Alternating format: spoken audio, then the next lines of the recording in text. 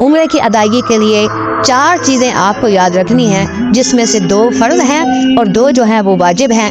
फ़र्ज़ में से अगर कोई चीज़ रह जाए तो उम्रा सिरे से होगा ही नहीं, वाजिब में से कोई चीज़ रह जाए तो दम अदा करने से वो दुरुस्त हो जाता है। इसके अंदर जो 4 चीज़ें शामिल हैं वो ये हैं कि मीकात या मीकात से पहले, मीकात या मीकात से पहले आप एहराम बांधेंगे, नफल अदा करके उम्रे की नियत करेंगे और नियत कर लेने के बाद बुलंद आवाज़ से 3 मरतबा तलबिया पुकारेंगे, लब्बैक अल्लाहुम्मा लब्बैक लब्बैक ला शरीक लक लब्बैक इन्नल हम्दा वन निअमता लक वल मुल्क ला शरीक लक। ये मर्द हजरात ऊंची आवाज़ से पढ़ेंगे, खवातीन इसको आहिस्ता आवाज़ में पढ़ती हैं, तो ये आपका पहला फ़र्ज़ अदा हो जाएगा। दूसरा फ़र्ज़ ये है कि जैसे ही आप अल्लाह के फजल करम से मस्जिदुल हराम में पहुँचेंगे तो काबतुल्लाह पर पहली नज़र पड़ेगी।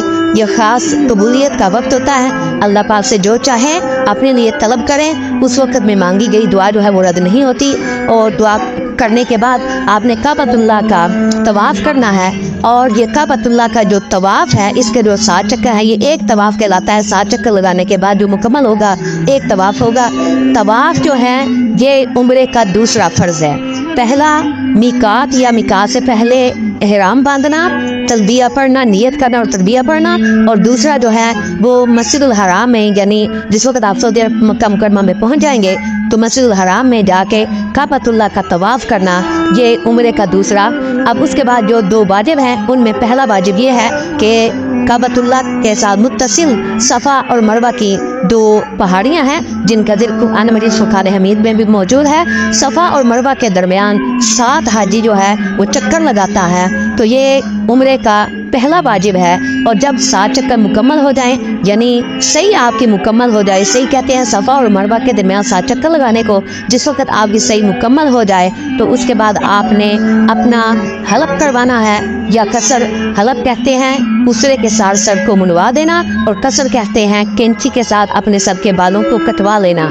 दोनों का जिक्र कुरान मजीद फुरक़ान हमीद में मौजूद है। हलक करवाना चाहें तो आप सल्लल्लाहु अलैहि वसल्लम की दुआ से आपको हिस्सा मिल जाएगा।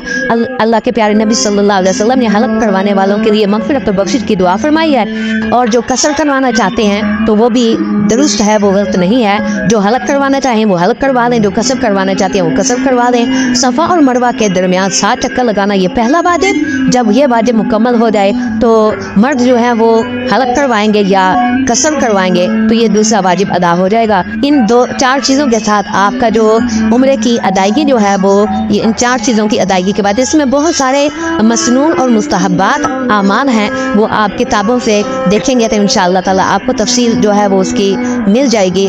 तो ये उम्रे के 2 फ़र्ज़ आपने अदा करने हैं और इसी तरह उम्रे के 2 वाजिब अदा करने हैं। मैंने कहा अगर फ़र्ज़ रह जाए तो उम्रा सिरे से होता ही नहीं, और अगर वाजिब रह जाए तो दम देने के बाद उसकी दुरुस्ती हो जाती है। और ख़वातीन के लिए ये है कि जिस वक्त उनके सफ़ा मरवा मुकम्मल हो जाए तो वो छोटी कैंची अपने पास रखें, और उस छोटी कैंची के साथ अपने जो चुटिया के बाल हैं वो अपनी उंगली की पोड़े पर लपेट कर उसकी वो कटिंग कर देंगे। उनका बस यही हलक और कसर, इसमें सब कुछ शामिल है। उन्होंने और कुछ नहीं करना, सिर्फ अपने चुटिया के सारे बाल अपनी उंगली के पोड़े पर लपेट कर वो काट देंगी, तो उनका ये वाजिब अदा हो जाएगा।